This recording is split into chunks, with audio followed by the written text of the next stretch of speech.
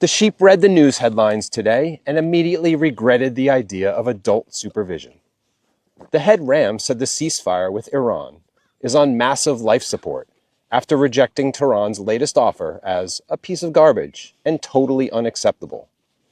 Then, because every disaster now comes with a coupon code, he backed suspending the federal gas tax after the whole mess helped push average pump prices to $4.52 a gallon. The sheep blinked. They said it was nice to see a man throw a cinder block through the windshield and then position himself as the discount windshield guy. Then came the Virginia update. The Virginia Supreme Court struck down the voter-approved congressional redistricting plan. The flock just stared.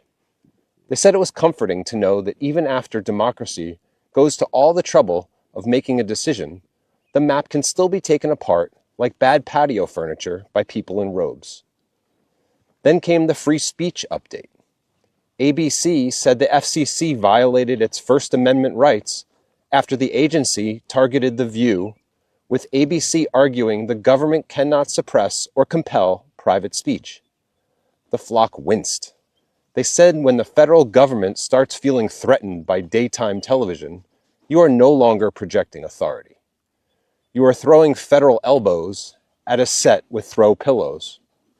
So yeah, the ceasefire is wheezing, gas is expensive, the maps are back in legal hospice, and the government is now beefing with women holding coffee mugs under studio lighting. At this point, the whole field feels less like governance and more like the Muppet Show. Heckling, confusion, frazzled performers, and a lot of frantic movement from people who are very clearly not in charge of the stage. The sheep are watching closely.